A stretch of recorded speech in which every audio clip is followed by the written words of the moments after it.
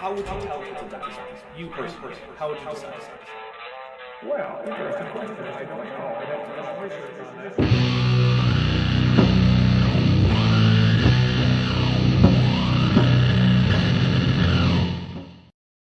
Hey there, everybody. Welcome to Eric with Erika, of course, with Gutsick Gibbon, friend of the channel. Absolutely.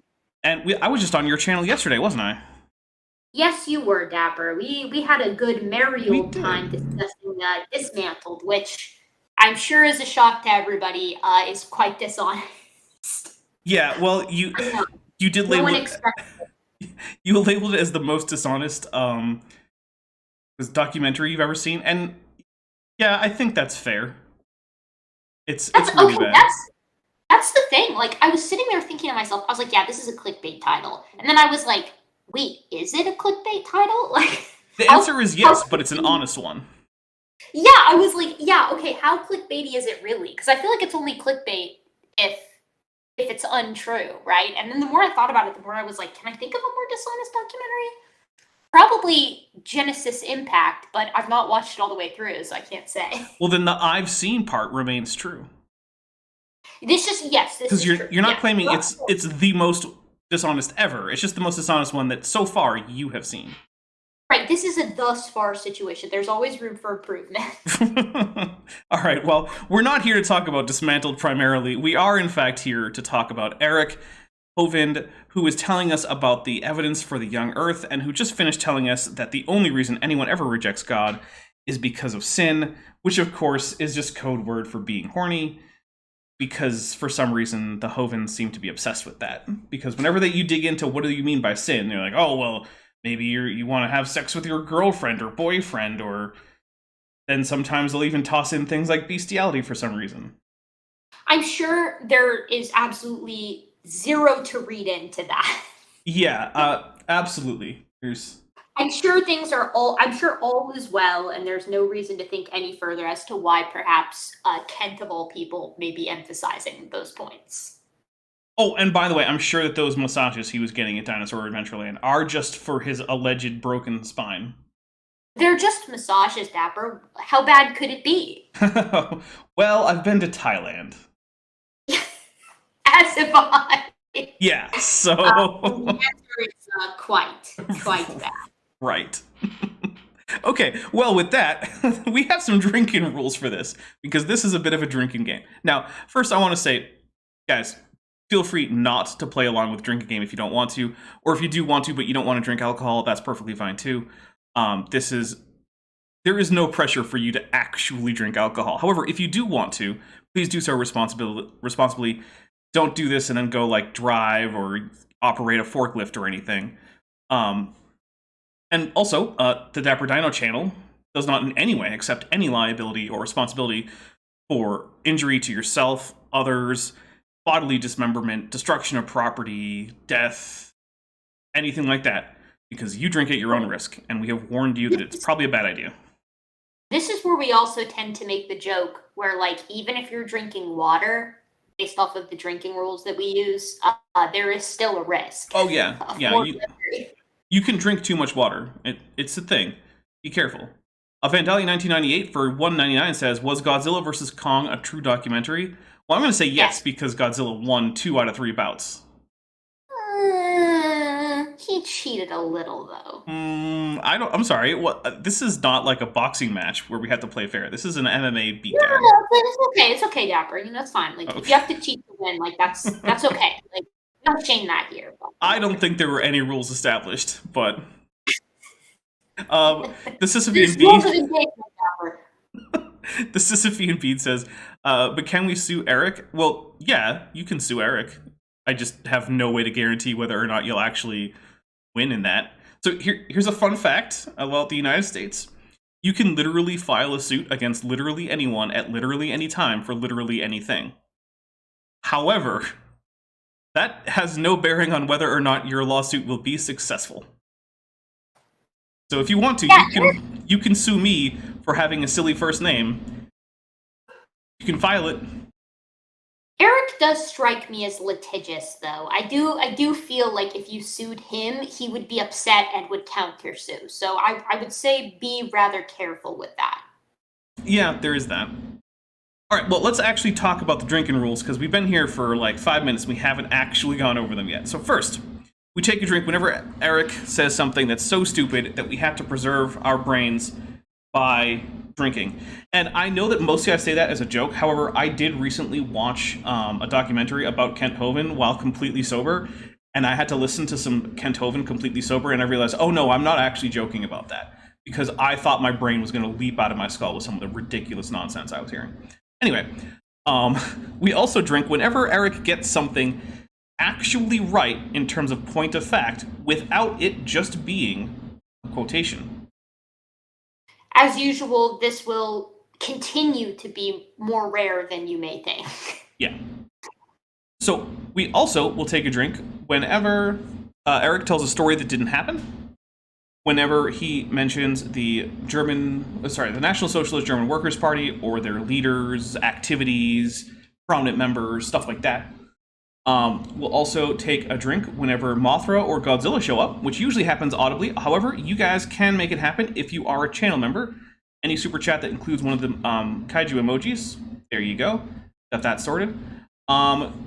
There's all. What am I forgetting? Oh, stories that didn't happen. You're forgetting my favorite rule. Let me tell it, Dapper. Okay. The best rule of all is when we drink because Eric has told a joke that does not land. Yes, jokes that do not land is another good one. Also, and this one is actually more common than you might think.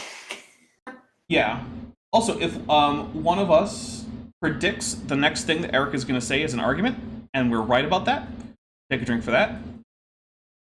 Also, if there's one more super chat option. See, I would give you guys free options to make me drink, but I know you guys, you would kill me, so I can't. I have to make it cost you something because it costs me something. That is, if you super chat anything to the effect that AIG are a giant bag of dicks, which you have to be careful with because YouTube will censor that if you just say it outright, we will take a drink. Yeah, we'll take a drink. Now, for those of you who don't... Oh, there's Godzilla. Take a drink for Godzilla. So, for those of you who don't know the origin of the AIG or a bunch of dicks thing, basically, AIG has a tendency to copyright claim videos in waves, and it could be a video that you've had up for a year, and they'll just copyright claim it. And then until you manage to scrape that copyright back, you're just out all that money. And if they decide not to release the copyright, then it comes down to a lawsuit, which I'm not really prepared for right now. So luckily it's never gone that far, but yeah, there are a bunch of dicks for that. They really do just rely on it being inconvenient enough that they can take some of your money for, a hard-earned critique.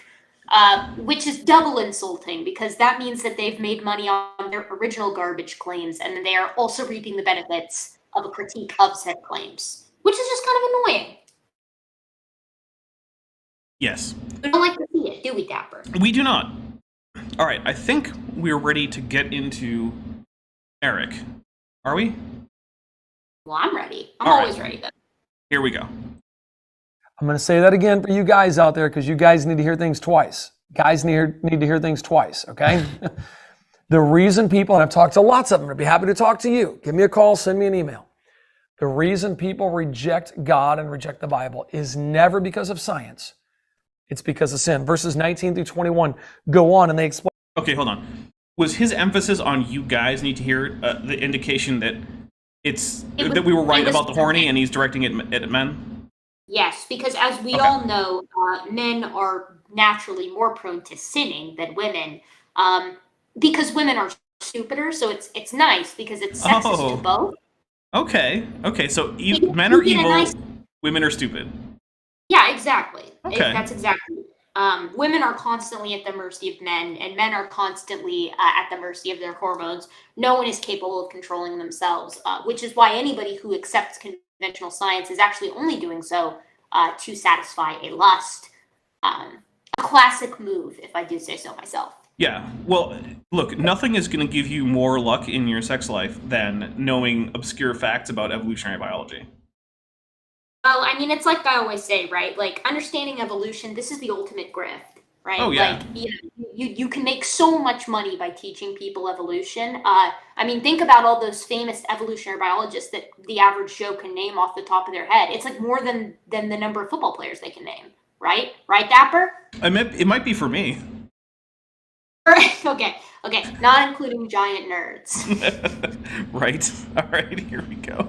Explain this because that which may be known of God is manifest in them, for God has shown it to them. For since the creation of the world, again, going back to creation, like we were talking about a few minutes ago. Okay. From the creation of the world, his invisible attributes are clearly seen, being understood by the things that are made, even his eternal power and Godhead, so that they are without excuse.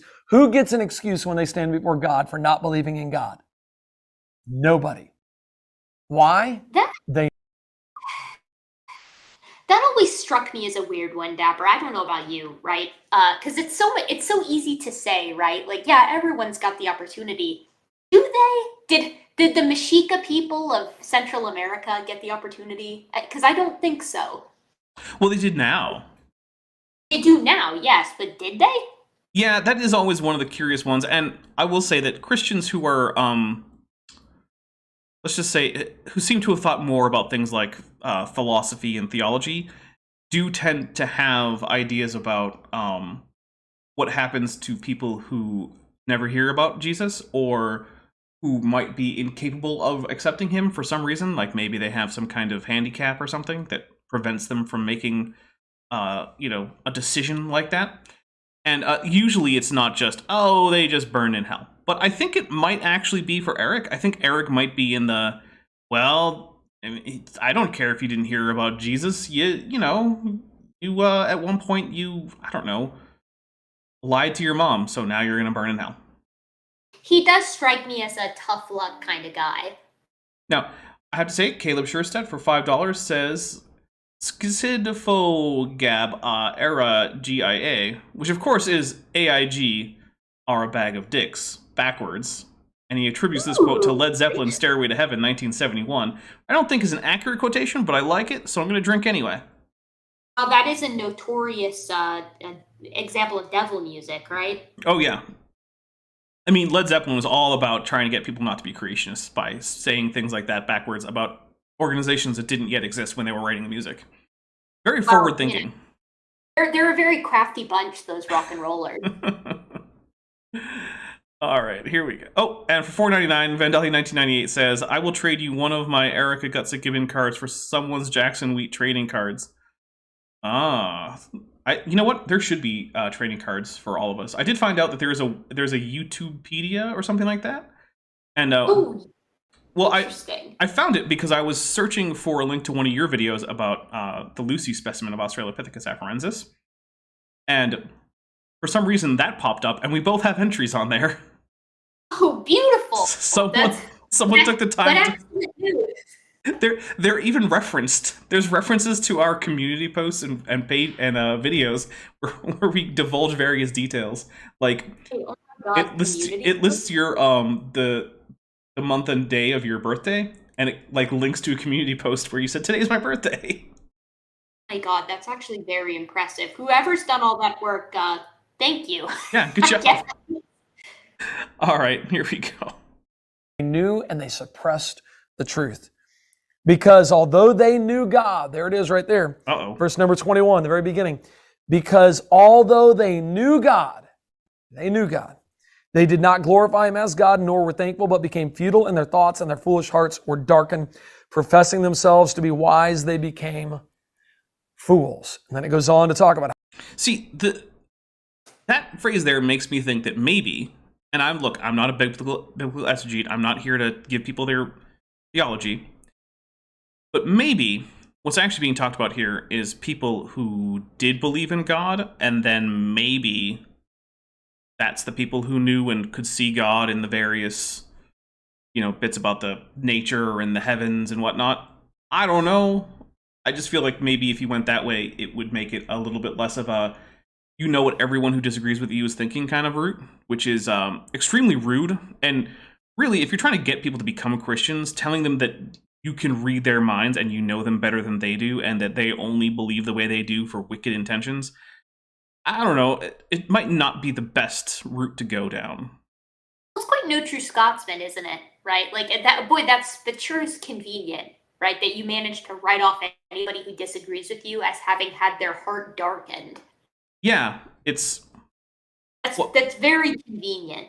Yeah, it really is. And the thing is, I don't know if that's the normal way to take this verse in, like, say, most of Christianity, because while I do know a bit about Christianity overall, I mean, I haven't taken surveys or anything. But I feel like it's not. I don't really know. I'm not going to try to speak to that because I really don't have any education in the topic. But, what I will say is if that is the intention, that kind of sucks. Yeah. It's certainly not something that's going to make me want to at least follow Eric's version of Christianity here. Yeah, it's definitely something that at least raises some concerns on my end, right? Yeah. Also, Sal is saying in the chat that that's not his interpretation. So Thank you, Sal. There we go. That's good to know. I didn't want to say anything because Dapper and I, we don't come from this area, so we are not experts in this. So it's greatly appreciated when folks who know more than us can chime in. Yeah, he quoted Romans 10:14. We're probably not going to read the whole thing out, but like check out Romans 10:14 if you want to know more about the theology. If Eric doesn't get onto some kind of just the Bible thing pretty soon, we might have to cut this video short and start up the new video. Oh, I'm more than ready to start up the new video. Okay, well, we're going to give him another 10 full seconds. We'll give him 20, just to be nice. Well, let me get out a timer here. That way I'll know when 20 seconds have passed. Where's my clock? There it is, clock. Timer. 20 seconds. And we can't interrupt him for 20 seconds, and we'll see what he asks for us. We'll see where we're at. Here we go. They're going to exchange the good, the good for the bad, the divine for the evil, and worship and serve the creature more than the creator. And that's exactly what we have. Richard Lewontin was a atheist scientist, and he's got a long quote. I don't have the whole thing in front of me, but the part, if you want to look it up, Richard and then Lewontin. Good luck figuring that out. But the quote you want to look up is just divine foot in the door. And he has this long quote about how we're doing science and we must, no matter what the evidence says, we cannot go outside of nature. We can't go outside of the physical realm, the material realm. We must explain everything from within a material realm. Okay, so this isn't really theology, it's philosophy of science, and I think that's a fair thing for us to address. So here's the thing with having supernatural explanations in science. It fundamentally makes your hypothesis untestable and unrepeatable in terms of experiments, right? So it can't be used to derive future predictions or to direct future research. So from a scientific standpoint, it's worthless. There's no point to it. Well, and to that point, I find it quite curious that he's presented this as if it's, relatively slam dunk, or that science is being particularly closed-minded, because it's always been the case with scientists, both religious and otherwise, young earth creationists and otherwise, that folks try to figure out a naturalistic explanation for something first. That's always been the case. And the reason is because supernatural things cannot be repeated, right? Like, let's suppose for a moment that a supernatural entity does interact with us here, or the sort of physical realm. Well, if that's the case, then we have no ability to test or interact with it at will. So, of course, we're going to try for a natural explanation first. I don't think that is unreasonable. But moreover, I think it's sort of on Eric, or folks who are kind of on Eric's slant here, right, to present a precedent for expecting the supernatural. I was always under the impression that faith played a pretty large role in the modern day as compared to the ancient day, right? When it was like, okay, blessed are you who believe of seeing, but blessed are you who believe. Oh, you know the one I'm saying, right, Dapper? Yeah, it's from Doubting Thomas. You believe because you see. Blessed are you who believe without seeing. That's the one. So the whole idea is that the supernatural shouldn't be as common as it used to be. So appealing to it seems kind of contra to what we even would read in the text. Yeah, I agree. I mean, am I missing the point there? It kind of seems to me like no one has ever, again, young Earth creationists or otherwise, operated under this lens that if we don't know something, the first step that we take is assume it's miraculous. Well, and the thing is, even young Earth creationists don't tend to do that now in their science. They'll do things like, oh, we have to come up with a naturalistic explanation for how the flood could have occurred. We can't just say water miraculously appeared. And then they're still trying to look for some way to mitigate the heat problem from the flood without just saying, oh, well, God just made it colder. So right, no, that's exactly it. I mean, I feel that normally young Earth creationists try to reduce the number of miraculous explanations wherever possible. So, why is Eric sitting here saying, how dare the scientists not consider the supernatural in every aspect of, their work? Are we to consider the supernatural when studying something like meiosis? Are we to consider the supernatural when we're examining, the basic equations in Newtonian physics? I wouldn't imagine so. I wouldn't imagine Eric would propose that we should. But both of those investigations were done without, inferring supernatural intervention for any. Oh, drink for Godzilla. I don't know. Am I getting through to you, Dapper? No, I agree. And yeah, like we said, the fact that even creationists don't act this way when they're actually trying to do science, I think belies the fact that this is a nonsense point. But I do want to say that Royalyn Hutchins for $5 says, I wrote a poem that included both of you for another YouTube creator last Sunday. Well, I hope that I get to see that YouTube video that includes a poem about both me and Gutsick Given, because that sounds like fun. Sounds incredible. All right, here we go. Let's get some more Eric in here. He said, we cannot let a divine foot in the door.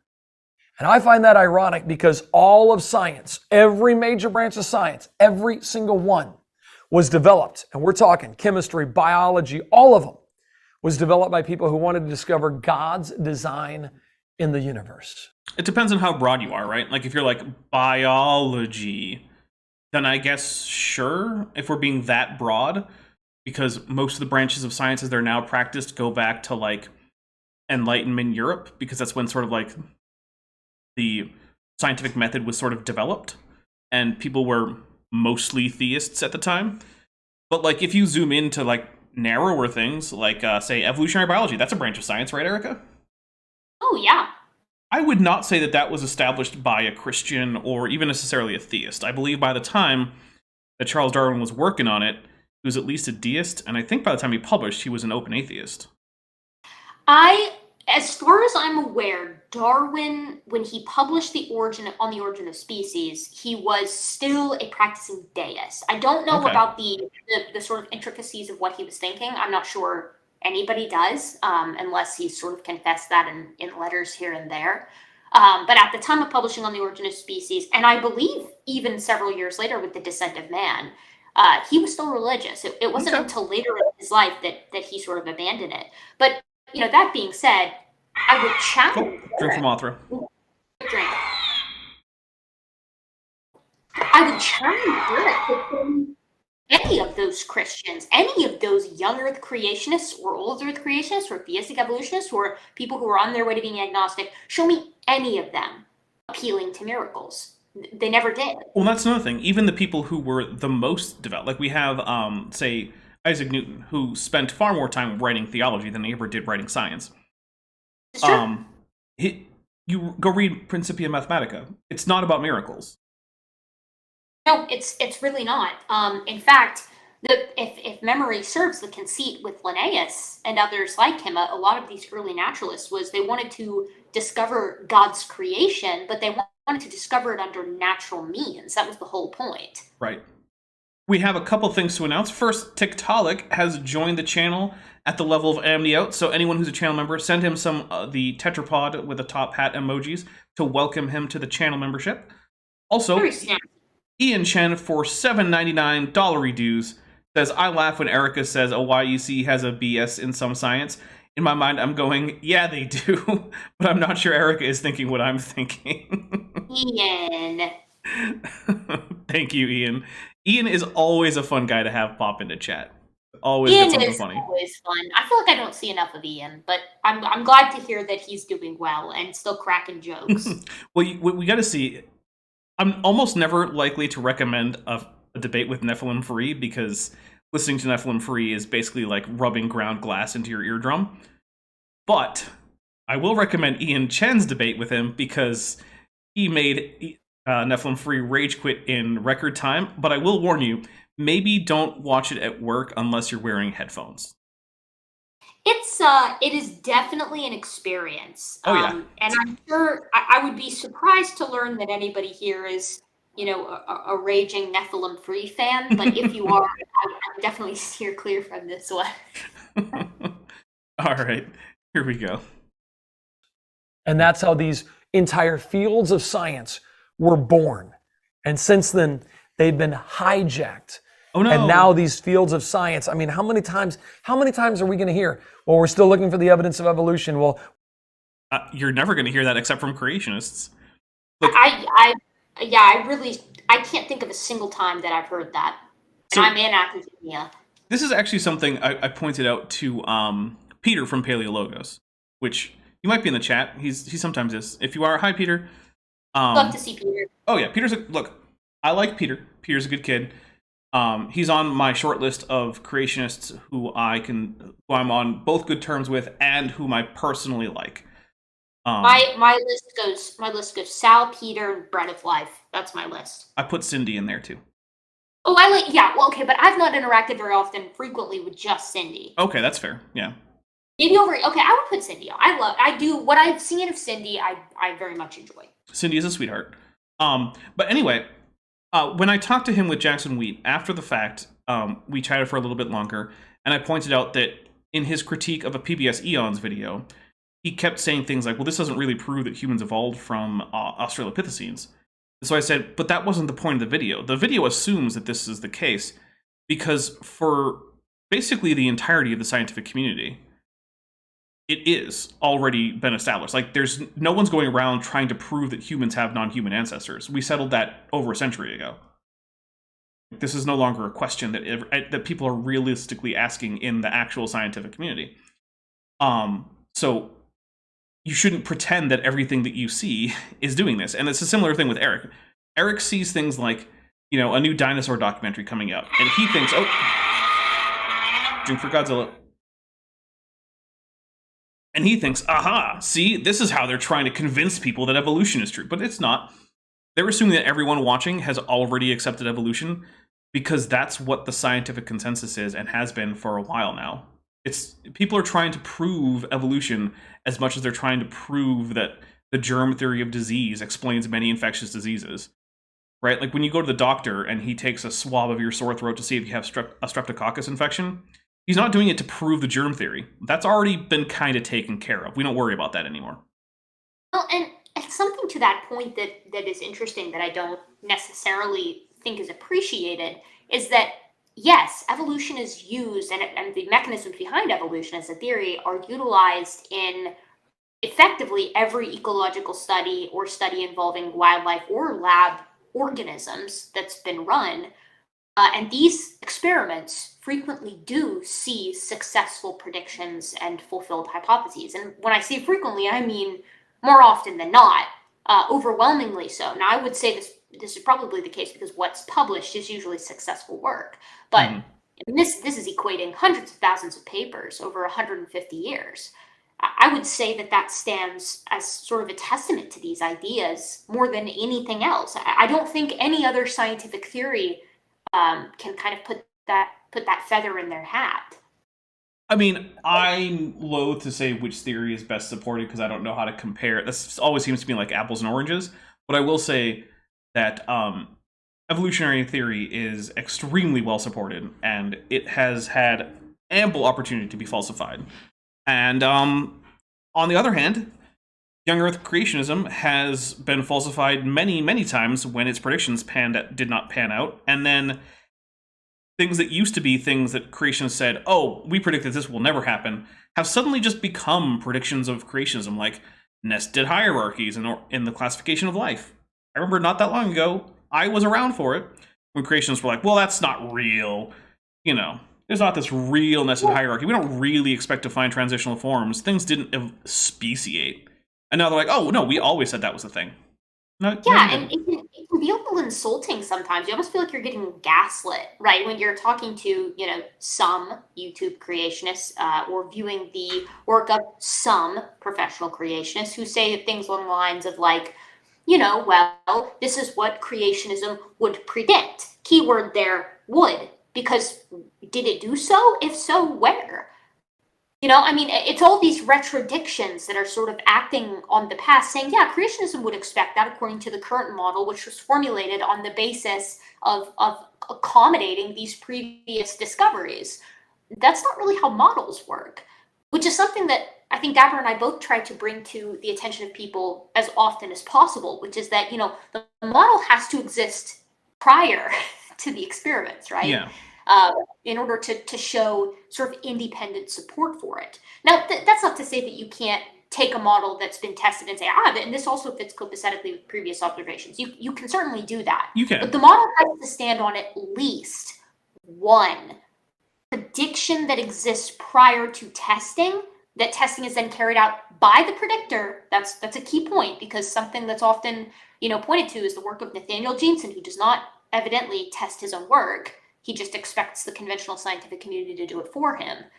And then they kind of put their hands up and say, yeah, this is what creationism would predict. Now conventional science, go check it out. And then they get to enjoy the limbo space of, we've made a prediction, now let's see what happens. So that's not how this works. No one listens to you in the conventional scientific community if you say, I predict X, and then you don't actually test it yourself. Mm-hmm. It isn't the job of others in the conventional science community or otherwise to test your ideas. It's up to you to test your ideas in order to glean support for them. Now, I will say there is one case in which you can use retrodictions of previous data as support for your new hypothesis, which is if those previous data were not well explained before. So if they were just a bunch of anomalous data that people were like, well, I don't know, and now you come up with something that does explain it, well, that does help. But it's still not as good as an actual prediction of new data. Right, and hopefully, I struggle to think of an example to the contrary, but hopefully when you're presenting, this model that accommodates this old data, again, hopefully you're doing this while saying, here was my prediction about some novel data set, here's how I tested it, here's how it came to fruition, and also this model works with previous data. Right? You're not just presenting a model and saying, this works, see you later. Right. You guys test it out. Now, I guess it's possible that you could say, here's a model that I'm planning on experimenting with to see if it works. Here's the future work I'm going to do. But in the meantime, here's how it's copacetic with previous ideas. But that's pretty rare. Now, I want to point out real quick, Maddie, Science Side Up, is in the chat. And Erika, I feel like she and you and I are going to be doing something tomorrow. We will be. We will be having an absolute ball playing Dungeons and Dragons and doing some RPing, if you will. Mm-hmm. So if you want to see myself, Erika, Science Side Up, Bent Hovind, TD Lane, Erika's fiance, and Cheshire Vic all play some Dungeons and Dragons, go check out Guns, Magic, and Steel, episode 19 on Cheshire Vic's channel. This week, I'm going to be producing it, not Cheshire Vic, but it will still be on her channel. Ooh, okay. Is Chesh going to be around for it? Yes, but she won't be at her normal computer, so she has asked me. I have all the files because I created all the files for the production, and also I'm a manager on her channel for this very circumstance. So there you go. Lloydie, Atheism in Japanese, for 666 yen says, I honestly can't understand how people can deny any branch of science, the technology we use every day, the medicine, science works. Yeah, I agree. It's really hard to have a consistent worldview and deny large swaths of science that help develop actual medicine and technology. And whether or not people like it, evolutionary biology is one of those. But here we go. Let's get some more Eric in. We've only got 7 minutes and 30 seconds left of this video. And I expect some of it to be just preaching, which we won't do. We're trying to find evidence of evolution. Oh, sorry. No, I was just going to say we're going to end up definitely hitting the next video. Well, now that you said that, you jinxed it. Sorry. And we're trying to do this to prove evolution. And everything they keep coming up with, everything from carbon dating to the fossils, they found dinosaur bones with soft tissue in them, with blood cells in them. They first soft tissues in the form of molecular fossils of proteins that are the remains of soft tissue, sure, not actual tissue that is still there in a cellular matrix. But also, no, they didn't find red blood cells. They found structures that were morphologically consistent with red blood cells, but so far the data do not support them actually being red blood cells definitively. So we're just going to take a drink for Eric getting basically the entire body of Mary Schweitzer's work wrong. Mary Schweitzer, who is a former young Earth creationist who stopped being one after she started working in paleontology, but who remains a Christian. Yeah, Mary Schweitzer is just an absolutely cool lady. She does really excellent work, and you really have to respect the work that she's done, because the whole soft tissue thing, which, as Dapper so eloquently put, is not frequently, at least in my experience, represented by young Earth creationists. Her work was really cutting edge. If her work is legit, and I have no reason to believe that it isn't, it's really, really awesome. It's cool stuff. Mm-hmm. But they also ignore the work that she has done with these soft tissues that show definitive links between theropod dinosaurs and modern birds, which is interesting. They always seem to forget that part of her work, right? Oh, I've just seen it dismissed as contamination, which, to be fair, there have been legitimate concerns raised about contamination, but as far as I know, future work has actually reproduced the results. So the thing about that is that you don't get to say contamination for the stuff you disagree with and completely perfect, immaculate work for the stuff you do. Well, that's true, but I will point out that there were actual conventional scientists who were saying maybe this is contamination and we should look more into it. No, sure, but there were conventional scientists who thought her original work was biofilms. That's true. This feels a little bit like cherry picking on the part of the creationists here, where you're like, yes, see, her work is even accepted by conventional scientists, and it's real. And then when they're like, yeah, and also, birds are dinosaurs, they're like, just but kidding. then, that part is actually not real. Right. And I find that troubling, because I think her work really is excellent. Now, take my word here with a grain of salt, because I'm not a biochemist. But what I've read about the material, I have no reason to believe that the work that Mary Schweitzer has done is anything but legit. To take that to the next level, though, you got actual biochemists like Fuzz Rana who publish work, explaining the half dozen mechanisms by which these specific soft tissue structures, and he goes into great detail on each specific structure, whether it's keratin or collagen or chitin signals or whatever, how these things can be preserved. And then he raises one really big question, and this is something that I've never heard an answer for from any young Earth creationists that I've talked to. Why is the tissue not ubiquitous? Why don't we find the same exact types of soft tissue in every creature, be it a late flood deposit or an early flood deposit? Why is it time biased, if you will? Why can we pull soft tissue from things like Neanderthals and sequence their entire genome, or things like mastodons and sequence their entire genome, but we can't do the same thing for tyrannosaurs? Moreover, why can't we get anything from synapsids if they all died in the flood? Well, except for them recent synapsids. Yeah, except for the very recent synapsids, right? Exactly. Yeah. Because we got to remember, all mammals are synapsids. Yeah. Oh, yeah. I'm talking about early Permian stuff. Yeah, what I want my Gorgonopsid DNA. Come on. It's just really convenient. And you got to remember that the types of material that we are, if Schweitzer's correct, pulling from these fossil finds are literally the most robust possible biomarkers that you can find. I mean, the only thing that could get even more intense is like enamel, and even then, under certain, you can only get it under certain conditions. Yeah. Once you get far enough past. So it begs the question then: why aren't we finding? Why is there a gradient that seems to map with time with this soft tissue? Mm-hmm. or even fossilization in general. Like permineralization tends to increase as you go down in the layers until a certain point where it's basically pervasive. Why is that? Also, Sal points out that one of the reasons that biofilm was ruled out is because there was chromatin found in some of the remains that Mary Schweitzer demineralized. Which, yeah, that is why biofilm was largely ruled out because, well, bacteria don't have chromosomes, so they can't have chromatin. Yeah, I certainly didn't buy the biofilm stuff, especially because the guy that was proposing it, like, he's a biofilm guy, so he was like, yeah, it's gotta be biofilm. It's gotta be biofilm. When you're a hammer, everything looks like a nail. Yeah, exactly. Then Schweitzer was like, there's chromatin, and the biofilm guy was like, ooh. Yeah, maybe not that. Second. All right, let's get a little bit more Erika Hovind in. That can't last for more than 100,000 years. And they say it's Citation 65 million years old. It's just, take a drink. It's scientifically impossible. Every single one of these things. Scientifically impossible is a very small category of things, Eric. Yeah, that's.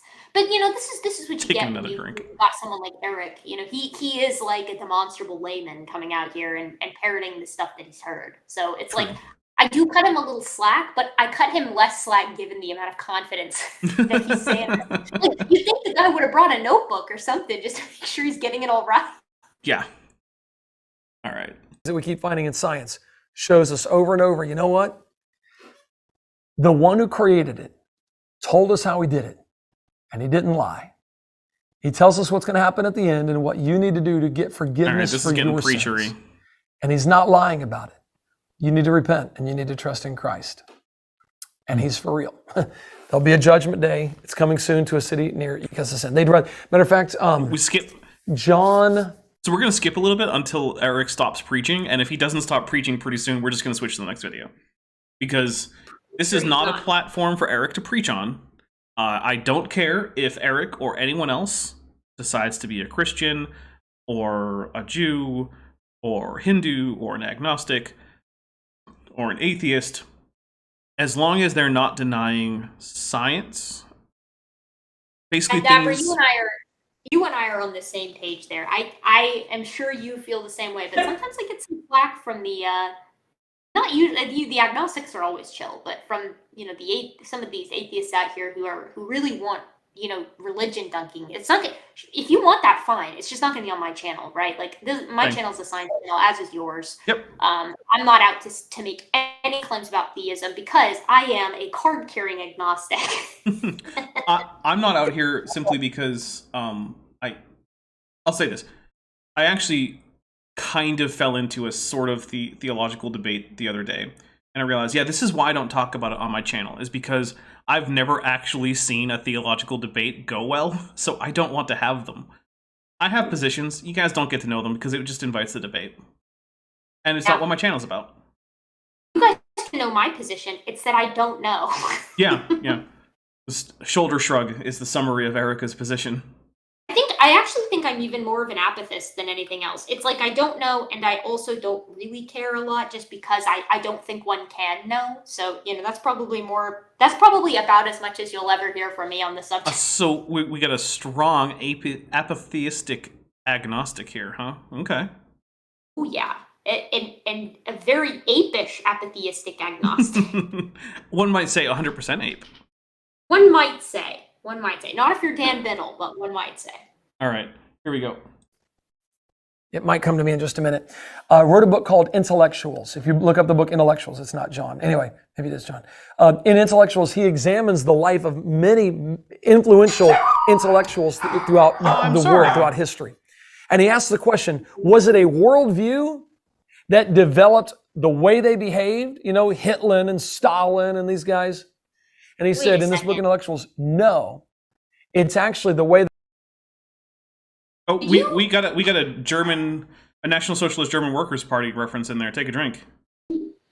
I feel like I'm going crazy here. Did he not just say Hitler? He did. Yeah, I think he was combining Stalin with the former leader of the National Socialist German Workers' Party and the German state. Yeah, I'm not going to say anything because I'm not trying to demonetize, but maybe that's what he's trying to do. Maybe he's trying not to demonetize. But Kenzie Brown says, apatheism is a thing? Yes, it is. It is when you do not care whether or not a God exists. So I mean, I think it's interesting. Because I think it's so difficult to investigate using conventional means. I can't bring myself to, I guess, take a solid stance on it that I feel that I can back. Other than I don't know. yeah. I don't know, guys. That's about as honest as I can be. I'm doing my best here. Well, I mean, it sounds like you're being completely honest, so there you go. And here we go. You can always trust honesty from your local neighborhood gibbon. Yes. And your friendly local neighborhood Ceratosaurus. Exactly, yeah. Which, by the way, the YouTuber wiki got it right that I'm a Ceratosaurus, which I thought was nice because everyone gets it wrong. Aw, whoever's Yeah. doing our YouTubepedias is doing an excellent job. Yes, well done. I think there were like 12 or 13 references just on my short little blurb page. I'm so proud. Good for them. They wanted to behave, created their worldview. It wasn't the worldview created how they behaved. They wanted to behave as It is interesting because it does seem like, it's suppressed, they met with hostility more so than, various views on any other topic, really. something made fun of, because that's the best way to suppress something, is laugh at it, ridicule it. It's the All right. We're going to address this real quick. Look, sure, people laugh at like the Wright brothers, but they also laugh at clowns. The fact that people laugh at you doesn't mean that you're right, like the Wright brothers were when they were like, "Oh yeah, we're totally going to get human power or powered flight for humans to be a thing." Yeah. Being laughed at is not necessarily an indicator that you're wrong, but it's also not an indicator that you're right.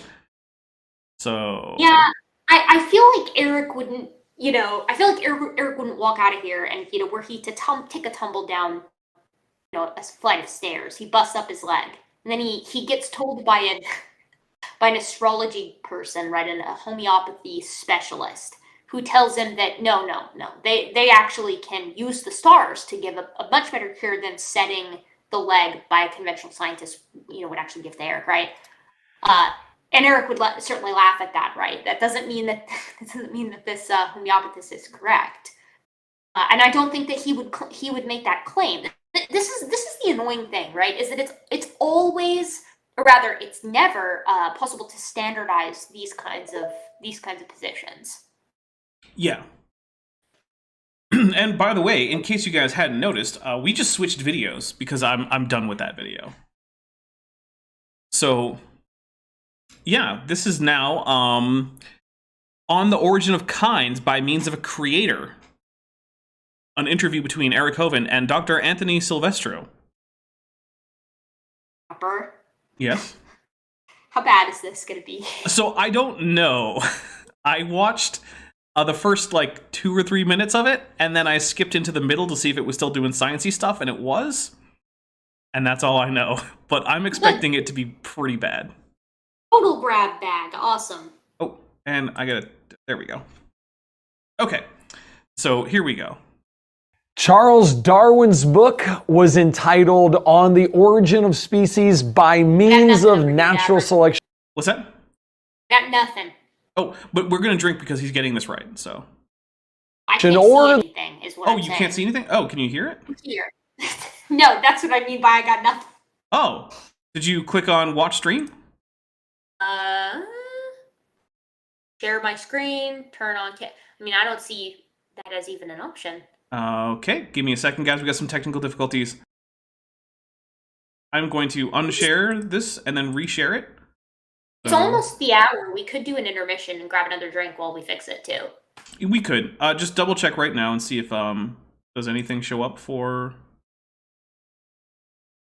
I'm hovering over everything that I can see. I'm not seeing an option. All right, well, we'll take a quick break. Erika, I think you might want to just reconnect to the call. Okay, hold on. And we will be back in just a bit.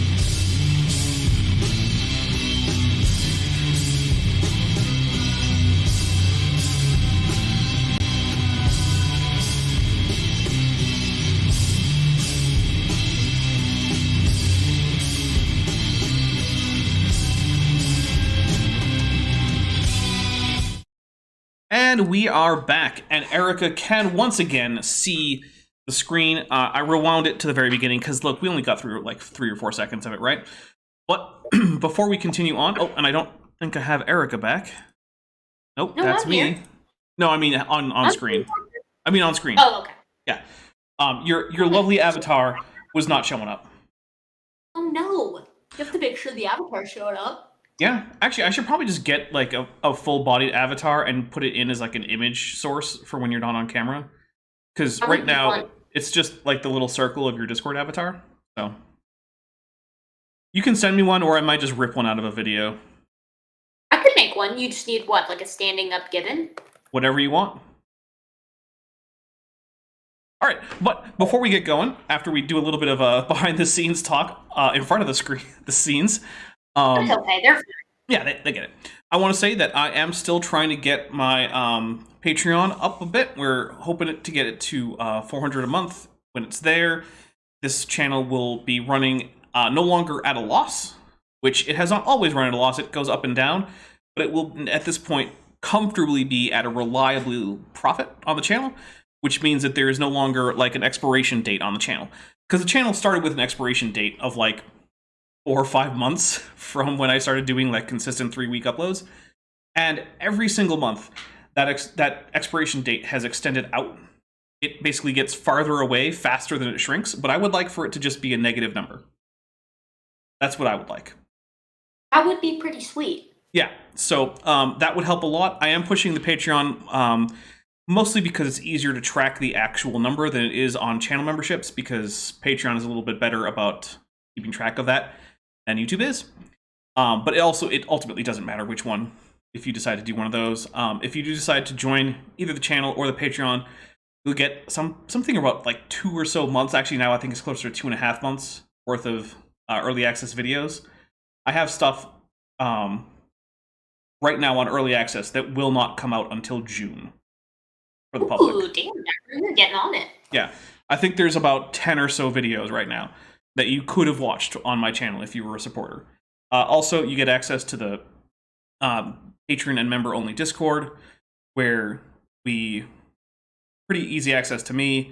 Sometimes we have watch parties. There's a channel for gaming, for just general, for the Speculative Evolution Project. There's a channel for constructed languages, if that's a thing you're into. Also, you get your name in the credits if you're at the $5 or above level, and then at various levels, you have to say your name out loud. You can request videos at certain levels, stuff like that. Also, at the $10 level, I upload 3D files that you can just do whatever you want with. So, yeah, I try to give some benefit for all the levels, There's also a $100 level if you're just feeling absurdly generous, in which case I will give you a model of a Ceratosaurus that is the model that I use to animate. You can have a free Dapper Dino avatar. That's pretty big money. Yeah, well, I mean, I'm also giving away my avatar. People could do anything with it. Unspeakable thing. They could make weird, scaly slash fiction. You really don't want that, though. You don't want to do that to yourself. Well, if they give me $100, I don't care. That's fair enough. All right, there you go. Now you know if you want scaly. $100. Yeah, $100 a month, and you too, or you can be the first to have scaly slash fiction of Dapper Dino using the authentic Dapper Dino avatar, sans top hat, monocle, and tie. Absolute scary nightmare. All right, here we go. Charles Darwin's book was entitled On the Origin of Species by Means of Natural Selection, or the Preservation of Favored Races in the Struggle for Life. Well, there is a new... He was reading it, but you know what? It wasn't technically a quotation, so we're going to take a drink anyway, because he did get it right. This is Fiend Beat also says, don't forget we watch Power Rangers. Yeah, we're probably going to watch Power Rangers tonight, guys. Spoiler alert.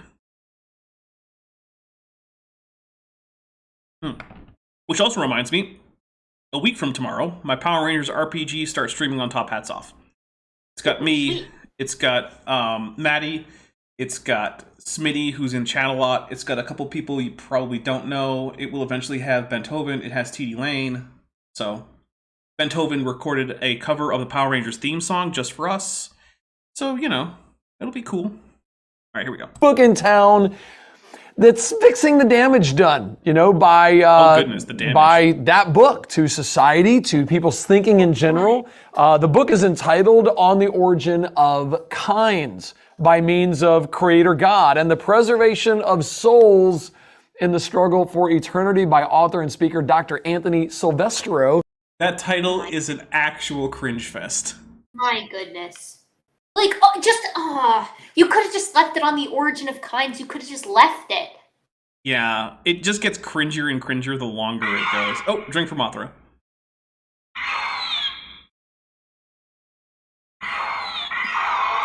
All right, here we go. We're talking to him today on the Creation Today Show. Welcome to the Creation Today Show, guys. I'm so glad you guys are joining me. I'm Eric Hovind, president of Creation Today and the Creation Network. And do we get him getting his name and title right as a drink because he's right? Yeah, I'm cool with that. Okay, we'll drink because, Eric, you did get your name right, and I'm pretty sure you got your title right, so good job. for our podcast listeners out there, even though you don't see me, I do see you downloading the shows. I see him, and I actually appreciate that his beard has grown since Is last that a video. threat? I Is that a don't, threat? I don't think so, but I'm okay with you taking it as one. I see you. Huh. You better bare your canines to intimidate him. Yeah, really. That's what I ought to do. I just wish I had canines. Damn these homeodont teeth. You fool. Hey, you know what though? They're polyphodont, which means I get as many as I need. So take that, elephants who die of old age after their only second set of teeth wear out. So easy on the elephants. I know, they are. I do love elephants. But it is pretty stupid to just die because your molars wore out. Yeah, it's pretty sad. Yeah. All right, here we go. Every single week, and I just want you to know we're thankful for that. And we're thankful for those of you that support Creation Today to make the podcast and things like this possible. To all my friends and freeloaders out there, can I call you that in love on YouTube and on... That was a joke that didn't land. Take a drink. Yeah, that's... Actually, so was the thing about you don't see me, but I see you. That was also a joke that didn't land. Take a drink on that one, too. He's so powerful in this one. Goodness. Well, he's the host now. Last time he was just the guest. Now he's the host. He has all the power. What happened to our wonderful co-host? The guy in his bedroom with the shelves. No, the blonde girl. Oh, she was only on Battleship Apologetics. I don't think she's on his new stuff. Bummer. Yeah. Maybe Eric decided that she wasn't being womanly enough and wasn't making enough sandwiches, so she was banished. She was my favorite part of Battleship Apologetics. She was mine too. She was better spoken, more charismatic, and she often had really neat necklaces that I like to look at. I liked the necklaces too. Mm-hmm. All right, here we go. Facebook that listened to this stuff, and really actually to our amazing partners. I've got a gift for you today. Ooh. That you're gonna love, and I mean, you are going to love this. You're going to want to share this gift with your friends. You're going to want to share this gift with your family. You're going to want to share this. Actually, you're just going to want to share this everywhere. Anybody who wants this, and I cannot believe where they're doing this, anybody who wants this can have it. I mean, honestly, the ladies are over there in the office. I cannot believe we're making this happen, but we finally made it happen. I mean, oh, she must be over there in the office because that's where all the, quote, ladies are. Sure, the ladies do stay in the office. Okay. I mean, at least he's not going with they're over there in the kitchen. It could be worse. Yeah, but at least that would be funny in a cringy meme way. True. Yeah, I don't know. I guess it's would I rather Eric be less sexist and less funny, or more sexist and cringe humory? And I don't actually have an answer to that question right now. Yeah, frankly, I don't either. Fair enough. hey, if Ray Comfort, my friend Ray Comfort, can give away 1 million copies of the Gospel of John across America, then we can do this unprecedented offer as well. You're not going to believe what we did.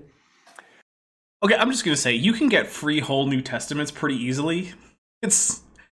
Why would you give out John? There's already organizations where you can just be like, hey man, can I get a New Testament? And they're like, yeah, here you go. It's like I get free New Testaments at school all the time. Like people pass them out. Yeah. It's now here was something that was a little tricky to get, which was the Doctrine and Covenants and Pearl of Great Price from the LDS. I had to look around for a free one of those. Turns out that I had to ask the Mormon lay leader guy on the aircraft carrier where they were, and then he was like, "Oh, let me show you," and then he gave me one. But then I had to it was a whole thing where I had to find out who that is, find out where he worked, go talk to him after hours, the whole big rigmarole. But I did eventually get a free copy of it. But yeah, New Testaments are dapper. Yeah. But New Testaments, dime a dozen. Why would you ever just give out the Gospel of John on its own? Weird. All right, here we go. It's a bit strange. Well, Ray Comfort also made his own edition of Origin of the Species, so he's a very strange man. He's an odd guy. We have secured replicas of every single genuine missing link specimen discovered. Not only that, we've obtained permission to print 3D replicas of those and give them away to anybody who asks for them. Okay, first, this is obviously a joke that isn't landing because I don't find it funny because obviously the joke is there are no transitional fossils, so he's giving away nothing. So first, take a drink.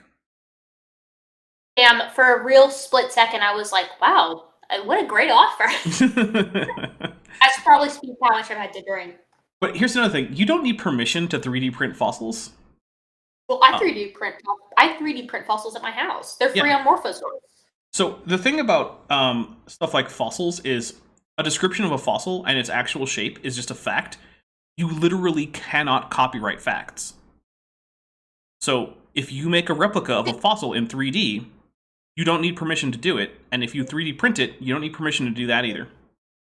Well, to be fair, if you really want to have a good fossil specimen, what you want is a 3D scan. So usually true. 3D scanners are copyrighted, like the scans that they use. So if I went and took a nice 3D scan of Tim White's precious Ardipithecus ramidus, then I would first have to say, Tim White, I took a scan of your fossil. Is it okay if I upload it and work on it? And he would have to say yes. And then I would have to publish that material with no copyright in order for people to 3D print it. That is true. Scans can be copyrighted. Oh, also, Dark Law Dragon sends us a Godzilla, a Mothra, and a King Ghidorah. So I'm going to drink 3 times because you know what? Yeah. Well, here's 1, 2, and 3. Also, we didn't go over this. Erika, what are you drinking today? Is it White Claws? Actually, I'm drinking Mighty Swells today, which are very close. And I'm drinking Scarlet Letters, which are brewed. Both of these are brewed somewhat close to where I live. So there you go. I'm telling you that I live in the general southern part of the United States. But yeah, Mighty Swells, Scarlet Letters. So seltzers of a different breed. Got it. I am drinking some Belgian white wheat ale. Ooh, cool. Yeah, I've become more and more fond of wheat beers over, barley beers. I don't know. It's just they taste crisper or something. Like I don't actually know how to describe it, but there's a different flavor when you use wheat, and I like it. So a better bread taste. Well, I mean, kind of. I do like bread. I haven't made bread in a while. I should make bread. All right, here we go. I don't know that this has ever been done before. I don't know that anybody's actually gotten this kind of permission before. Supplies are a little bit limited. We're going as fast as we can with them, but it's first come, first serve. If you want to get a complete package of the replicas of missing links that have been discovered, all you have to do is sign up. It's that easy. You just go to creationtoday.org/missing links. creationtoday.org/missing links. They'll put that in the chat. Okay, so we actually have to find out what happens when you do that. So let's see. Tell us, Dapper. Creation. It was. What was the actual URL? Creationtoday.org. creationtoday.org. There you go. Today.org/missing links. Okay, it's thinking. It's going to be like links not found. They're free missing. No, there's an actual web page. So give me a second. We're gonna put this up on screen. So Erika, you might have to look at the actual stream. Sorry. Okay, so we've got free missing links. Sign up to get on the mailing list for a free box of the missing links. So it's literally just give us your email address and your physical address so that we can spam you. Cool. Yeah. We love to see it. Can we take a drink for the whole thing literally being an actual scam? Yeah, I'd drink for a scam. Okay. My goodness. It's just unapologetic, you know? It really For an is. apologist, it's awfully unapologetic. All right. We're going back to the video. I am, I guess, glad that there is actually a link there. Like, that does do something. But, yeah, here we go. If you want to sign up and get those at literally no charge, sign up and you can get those. creationtoday.org/missing links, and you can get your own set.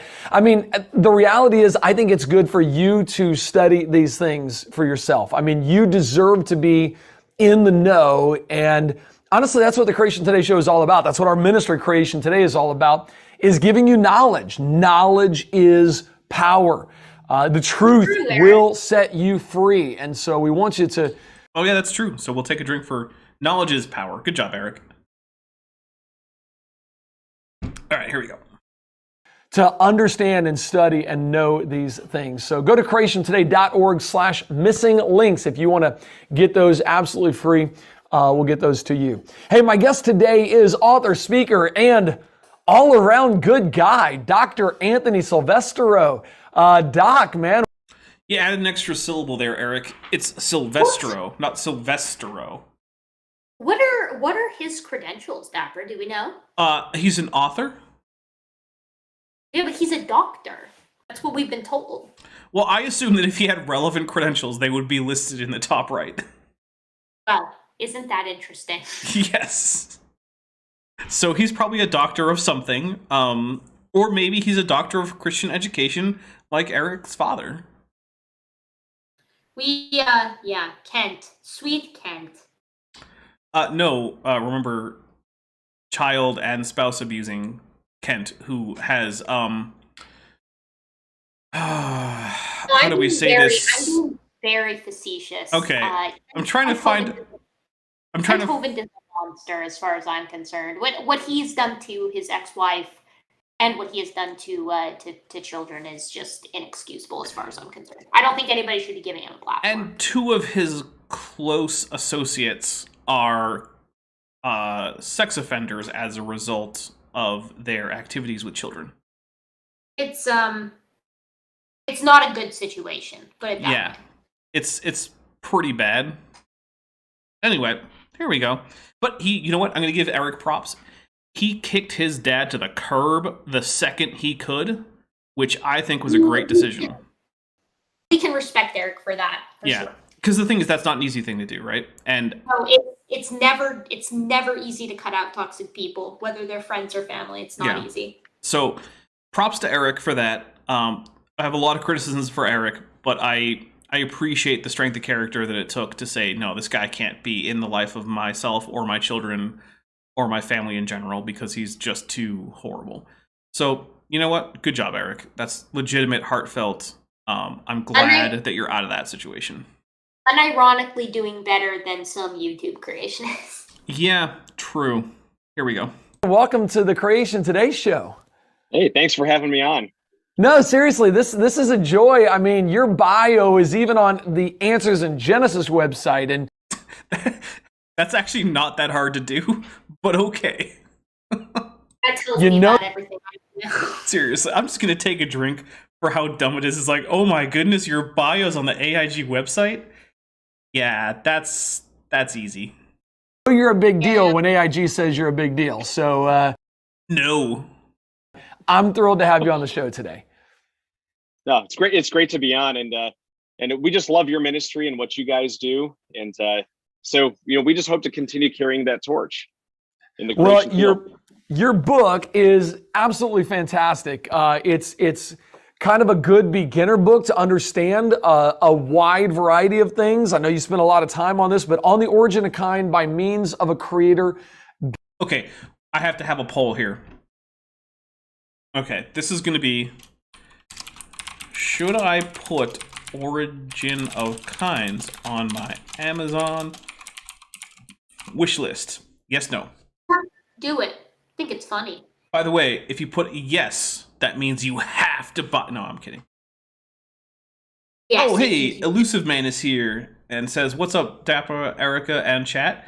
And what's up is we're still investigating you for possible Reaper indoctrination there, Elusive Man. So I got my eyes on you. we're keeping a close eye. Yeah. Next thing you know, he's going to be working with collectors and Geth. And if you don't get that reference, go play Mass Effect. They're excellent games. And there was just a remaster done of them. I think Mass Effect is fun. Yeah. I'm pretty consistently ranked the Mass Effect series as some of my top single-player video game experiences of all time. And actually, Mass Effect 3 had a fun multiplayer too. It was a little cash grabby, but like I still had fun with it. Here we go. God, we wanted to give away some copies of this today. If you're joining me Shucks, we missed it. live here on either YouTube or Facebook, or you're one of our partners, we got some that we want to give away. And maybe even autograph. Doc, would you mind autographing some of these? Absolutely, no problem. What's that? Sorry. Doc, that just hurts. Well, I mean, he might have a real doctorate. Let's Google this guy. Okay. Anthony Silvestro. Here we go. We'll go answers in Genesis because that'll be the right Anthony Silvestro. Answers in Genesis. All right. So Dr. Anthony R. Silvestro, answers in Genesis. Let's see. Education 2011 to present, 500 plus hours of self-study of young Earth creation material. Okay. Over 60 hours per year of dental continuing education. So he's a dentist. DDS, College of Dentistry, Ohio State University. Okay, so he's a dentist. Got it.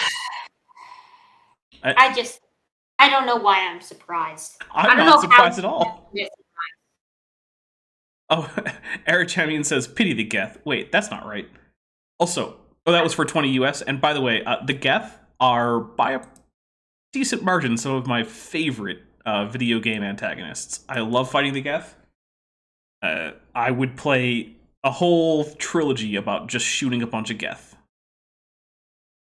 Sorry. But yeah, dentist. So, yeah. Okay, here's the thing, right? If you're gonna throw around your doctorate degree, you better make sure it's like on topic. That's the part that gets me, right? It's like I don't go around telling dentists what to do. Like I don't go around telling dentists that they're incorrect on, the basics of their field. Mm-hmm. I mean, I'm sure we're going to talk about kinds in a second because there's certainly a lot to say about kinds, but I don't know. It's always dentists, engineers, veterinarians, general doctors. Very few people who are formally trained in the field it is that they are actually critiquing, which should be concerning to people. It really should be. And then you get the occasional extremely dishonest geologist. Yeah, you do. Boy, howdy are they occasional. That's also true. All right, here we go.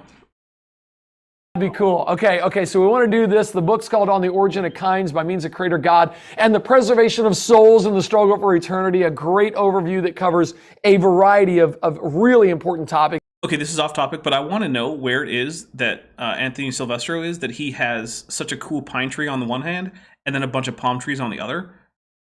Because I don't know where he is at. I want to visit that place because I like both of those kinds of trees. So that's it. I'm just a tree fan in general. I like a good tree. Trees are nice until their angiosperm gets all up inside your respiratory system. Oh, that's true. Yeah. Anyway. Everything from God, presuppositional apologetics, evidence, why we're here, and evangelism.